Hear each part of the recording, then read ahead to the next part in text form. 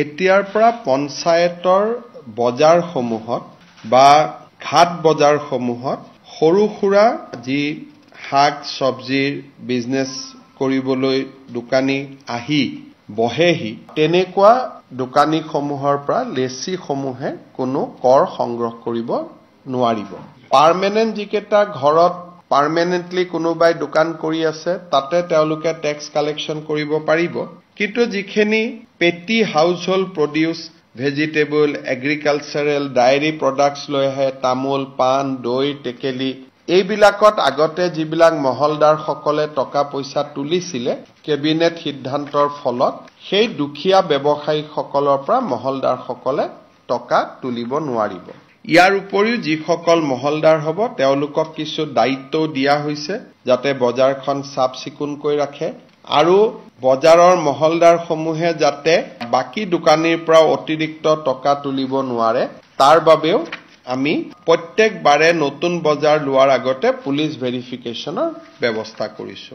Climate change যিটো subject আছিলে সেইটো প্ৰায়ে বিজ্ঞান প্ৰযুক্তিবিদ্যা আৰু বন বিভাগৰ মাজত কোনটো বিভাগে ইয়াক পৰিচালনা কৰিব তাক লৈ এটা স্পষ্টতা নাছিলে। কেবিনেটে স্পষ্ট কৰি দিয়ে যে ক্লাইমেট চেঞ্জৰ গোটেই ব্যৱস্থাটো ফৰেষ্ট ডিপাৰ্টমেণ্টে চোৱা চিতা কৰিব।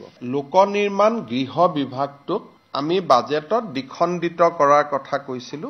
লোক নিৰ্মাণ গৃহ বিভাগৰ সলনি এতিয়া এটা নতুন বিভাগ হ'ব লোক নিৰ্মাণ স্বাস্থ্য আৰু শিক্ষা, অৰ্থাৎ হেল্থ আৰু এডুকেশ্যন ডিপাৰ্টমেণ্টৰ বিল্ডিংবোৰ চোৱা চিতা কৰাৰ কাৰণে এটা PWD বিল্ডিং ডিপাৰ্টমেণ্ট থাকিব। Circuit house, stadium, DC court, secretariat এই গোটেইবোৰ চাবৰ কাৰণে PWD বিল্ডিং ডিপাৰ্টমেণ্ট থাকিব। এটা লোক নিৰ্মাণ গৃহ বিভাগ হ'ব, এটা লোক নিৰ্মাণ অনলি শিক্ষা আৰু স্বাস্থ্য বিভাগ হ'ব। ৰোডছটো যেনেকৈ আছে তেনেকৈ থাকিব। আমাৰ হেল্থ ডিপাৰ্টমেণ্টৰ যিবিলাক ব্লক PHC আছিল যিহেতু সিঁচৰিত হৈ আছিল সমষ্টি ভিত্তিত একোটাকৈ ব্লক PHC কৰিবৰ কাৰণে আমি সিদ্ধান্ত লৈছো যাতে 126টা সমষ্টিতে এটা এটা ব্লক PHC থাকে। এতিয়া এটা সমষ্টিত 4টা 5টা ব্লক PHC আছে, এটা সমষ্টিত এটাও ব্লক PHC নাই। এতিয়াৰ পৰা 126টা সমষ্টিতে এটা এটা ব্লক PHC থাকিবই আৰু কোনোবা যদি ডাঙৰ সমষ্টি আছে হাফলঙৰ দৰে তাত দুটা ব্লক PHCও থাকিব পাৰিব। আপোনালোকে জানে যে আমি কৃষকৰ পৰা ধান আৰু সৰিয়হ ক্ৰয় কৰোঁ আৰু বৰ্তমান সময়ত আমি ৰাজ্য চৰকাৰৰ পৰা ইয়াত কোনো পইচা নিদিওঁ। কেন্দ্ৰীয় চৰকাৰে যিটো MSP নিৰ্ধাৰণ কৰে তাকে আমি কৃষকক দিওঁ। ধান আৰু সৰিয়হৰ ক্ষেত্ৰত কেন্দ্ৰ চৰকাৰে যিটো দিয়ে সেইটোকে আমি কৃষকক দিওঁ। আমি এটা সিদ্ধান্ত লৈছো যে 1 এপ্ৰিল তাৰিখৰ পৰা কেন্দ্ৰ চৰকাৰে কৃষকক ধানৰ বিনিময়ত যিমান টকা দিয়ে তাৰ লগত 250 টকা ৰাজ্য চৰকাৰেও দিব। ঠিক তেনেকে সৰিয়হটো ৰাজ্য চৰকাৰে 1 এপ্ৰিলৰ পৰা 500 টকাকৈ অতিৰিক্তকৈ দিবৰ বাবে সিদ্ধান্ত গ্ৰহণ কৰিছে প্ৰতি কুইণ্টলত। অৰ্থাৎ প্ৰতি কুইণ্টলত ধানৰ বাবদ কৃষকসকলে 250 টকা অতিৰিক্ত পাব, সৰিয়হৰ ক্ষেত্ৰত 500 টকা কৃষকসকলে অতিৰিক্তকৈ পাব পাৰ quintal. This is over and above the present MSP। 2300 Bharat চৰকাৰে দিয়ে, 250 টকা আমি দিম, অৰ্থাৎ 1 এপ্ৰিলৰ পৰা প্ৰতি কুইণ্টলত কৃষকে 2550 টকা লাভ কৰিব। ইট ইজ এ হিউজ জাম। আপোনালোকৰ যদি মনত আছে অসমত 600 টকাত প্ৰতি কুইণ্টলত 2021 চনত ধান বিক্ৰী হৈছিলে। 600 টকাৰ পৰা 4 বছৰৰ ভিতৰত কৃষকে এতিয়া 2550 টকা লাভ কৰিবলৈ সক্ষম হ'ব। মাষ্টাৰ্ডৰ ক্ষেত্ৰত ভাৰত চৰকাৰে 5950 টকা দিয়ে। ৰাজ্য চৰকাৰে এতিয়া তাত 500 টকা অতিৰিক্তকৈ দিব। ইয়াৰ মিনিংটো হ'ল যে প্ৰতিগৰাকী কৃষকে 6450 টকা লাভ কৰিব। যেতিয়া প্ৰত্যেকবাৰে কেন্দ্ৰীয় চৰকাৰে বঢ়াব ৰাজ্য চৰকাৰৰ পুঁজি থাকিলে ভৱিষ্যতে বাঢ়িহে যাব পাৰে। এতিয়াৰ পৰা 250 টকাটো ফিক্স লাগি যাব। ভাৰত চৰকাৰে যদি 2400 কৰে আমি 250 টকাটো কমাই নিদিওঁ, তাত 250 টকাটো লগত লাগিয়ে থাকিব।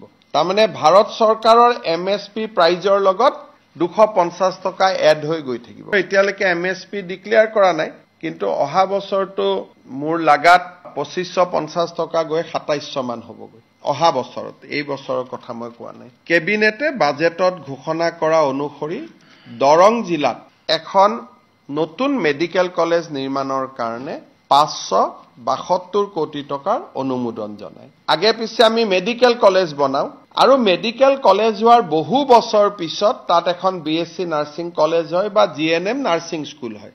এতিয়াৰ পৰা আমি সিদ্ধান্ত লৈছো যে মেডিকেল কলেজ বনালে লগত আমি BSc নাৰ্ছিং কলেজ এখন আৰু GNM নাৰ্ছিং স্কুল এখন একেলগে বনাই দিম।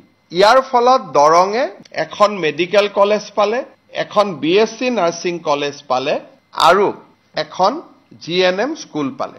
দৰঙত এখন GNM স্কুল আছিলে, এখন দ্বিতীয়খন হ'বগৈ। আৰু দৰং জিলাৰ মঙলদৈত এই মেডিকেল কলেজখন হ'ব। আপোনালোকে মঙলদৈলৈকে গ'লে চেৰিকালচাৰ ফাৰ্ম এখন দেখা পায়, তাৰ কাষতে স্কিল ইউনিভাৰ্চিটি হৈছে। স্কিল ইউনিভাৰ্চিটি আৰু মেডিকেল কলেজ প্ৰায় ওচৰা ওচৰিকৈ নিৰ্মাণ হ'ব। আমাৰ অসমত ৰেচন প্ৰাইচ যিবিলাক ৰেচন দোকান আছে তেওঁলোকৰ সময়সীমাটো পাৰ হৈ গৈছে। লাইসেন্স ৰিনিউ কৰিব লাগে। এটা এটাকৈ লাইসেন্স ৰিনিউ কৰোঁতে তেওঁলোক বহু সময়ত বিভিন্ন চৰকাৰী মেৰপাছৰ বলি হ'বলগীয়া হয়। সেইকাৰণে আমি ৰেচন দোকানসমূহৰ এক্সটেনশ্যন 30 জুন 2026লৈ বাই জেনেৰেল অৰ্ডাৰ আমি কৰি দিছো। এতিয়া কোনেও ব্যক্তিগতভাৱে ডিচিক আবেদন কৰিব নালাগে। প্ৰতিখন ৰেচনৰ দোকানৰ ম্যাদ আমি নিজে নিজে 30 জুন 2026লৈকে বৃদ্ধি কৰি দিছো। আপোনালোকে জানে যে চাইল্ড কেয়াৰ লিভ ইমান দিন আমি মহিলা কৰ্মচাৰীক দি আছিলো, কিন্তু কিবা কাৰণত যদি মহিলাগৰাকী আৰু স্বামীৰ বিবাহ বিচ্ছেদ হয়, স্বামীয়ে বাচ্চাকেইটাক চাব লাগে। ইমান দিন স্বামীৰ কাৰণে চাইল্ড কেয়াৰ লিভ নাছিল। গতিকে ইন কেছ অফ ডাইভোৰ্চ আমি মেল গভৰ্ণমেণ্ট এমপ্লয়ীকো চাইল্ড কেয়াৰ লিভ দিবলৈ সিদ্ধান্ত লৈছো। অৰ্থাৎ ডাইভোৰ্চ হ'ল, বাচ্চাটো কিন্তু কাষ্টডি পুৰুষজনৰ লগত আছে, তেতিয়া চাইল্ড কেয়াৰ লিভটো মহিলাগৰাকীয়ে নাপায়, চাইল্ড কেয়াৰ লিভটো পুৰুষজনেহে পাব।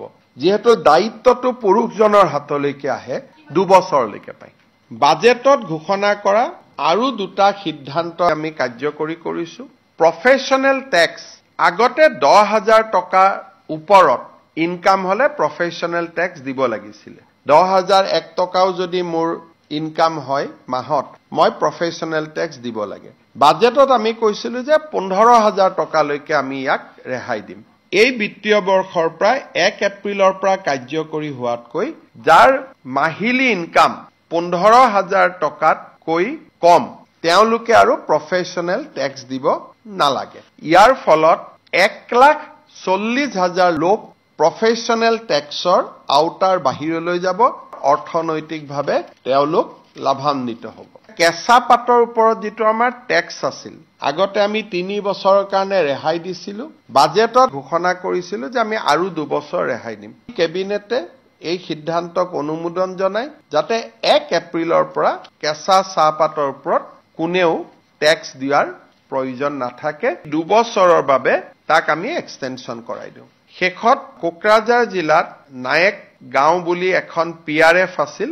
এইখন 774 হেক্টৰৰ PRF আছিল। আমি 180 হেক্টৰ বনভূমিলৈ ৰূপান্তৰ কৰো, বাকীখিনি ৰাজহ ভূমিলৈ আমি ৰূপান্তৰ কৰো। অৰ্থাৎ আৰু এখন PRFৰ সমস্যা আমি সমাধান কৰো। 180 হেক্টৰ ফৰেষ্ট হ'ব আৰু 774 হেক্টৰৰ বাকীখিনি ৰেভিনিউ ভিলেজ হ'ব। এটা সময়ত গোটেই অসমখন arm force special power actor অধীনত আছিল। ভাৰত চৰকাৰে পৰ্যায়ক্ৰমে arm force special power act withdraw কৰিলে। এসময়ত গৈ 6খন জিলাত ই সীমাবদ্ধ আছিল। যোৱা বছৰ 6খন জিলাৰ পৰা 4খনলৈ নমাই অনা হৈছিল: ডিব্ৰুগড়, তিনচুকীয়া, শিৱসাগৰ, চৰাইদেউ। ভাৰত চৰকাৰে ডিব্ৰুগড় জিলাকো অশান্ত অঞ্চল আইন আৰু আৰ্ম ফ'ৰ্চ স্পেচিয়েল পাৱাৰ এক্টৰ আওতাৰ বাহিৰত লৈ যাবলৈ সিদ্ধান্ত গ্ৰহণ কৰে। ডিব্ৰুগড়ত যিহেতু আমি অসমৰ দ্বিতীয় ৰাজধানী নিৰ্মাণ কৰাৰ পথত আগবাঢ়িছিলো, সেইবাবে আমি ভাৰত চৰকাৰক অনুৰোধ কৰিছিলো যে arm force special power actor অধীনত ডিব্ৰুগড় থাকিব নালাগে। ভাৰত চৰকাৰে অধিসূচনা জাৰি কৰিছে যে এতিয়াৰ পৰা ডিব্ৰুগড়ত আপস্পাচা নাথাকে। কাৰ্যত এতিয়া arm force special power act অসমত শিৱসাগৰ, চৰাইদেউ আৰু তিনিচুকীয়া জিলাত সীমাবদ্ধ হৈ থাকিব।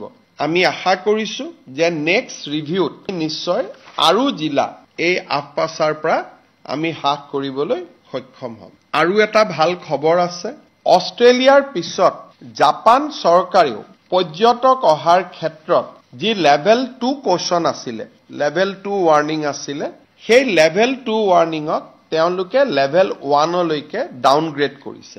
আৰু গোটেই ভাৰতবৰ্ষখন লেভেল 1ত আছে, অৰ্থাৎ সমগ্ৰ ভাৰতৰ লগত অসমকো লেভেল 1 য'ত মাত্ৰ কোৱেশ্যন কৰিব লাগে, এক্সাৰচাইজ কোৱেশ্যন ইমানে থাকে।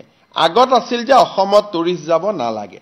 এতিয়া জাপান চৰকাৰে যোৱা 25 মাৰ্চত নতুন এডভাইজাৰী ঘোষণা কৰিছে যে ডিব্ৰুগড়, তিনিচুকীয়া, চৰাইদেউ আৰু শিৱসাগৰ জিলাক বাদ দি অসমৰ প্ৰতিটো স্থানতে পৰ্যটকসকল আহিব পাৰে আৰু দে শুড অনলি ৰিমেইন কোচাছ, যিটো গোটেই ভাৰতবৰ্ষৰ লগত আছে। জাপান এম্বেচিয়ে যিখন অধিসূচনা দিছে তাত তেওঁলোকে অসমৰ কাৰণে এটা খুব ভালকৈ লিখিছে, in Assam militant activities have subsided in most area except for 4 northeastern districts, Shivsagar, Dibrugarh, Tinsukia and Soraideo. Due to improved security scenery, the risk level has been downgraded from level 2 to level 1. অৰ্থাৎ advantage অসমৰ সময়ত যি আমি outreach আৰম্ভ কৰিছিলো আৰু Japan ভ্ৰমণৰ সময়ত জাপানৰ বৈদেশিক উপমন্ত্ৰী আৰু জাপানৰ অধ্যক্ষক মই বিশেষভাৱে অনুৰোধ কৰিছিলো আৰু খুব কম সময়ৰ ভিতৰতে তেওঁলোকে আমাৰ অসমত পৰ্যটন আহিব পৰা ব্যৱস্থা কৰি দিয়ে। আমি অহা কিছুদিনত নিউজিলেণ্ড চৰকাৰৰ লগতো আমি আলাপ আলোচনা আৰম্ভ কৰিম যাতে নিউজিলেণ্ডৰ পৰাও আমি এটা সুখবৰ পাব পাৰো।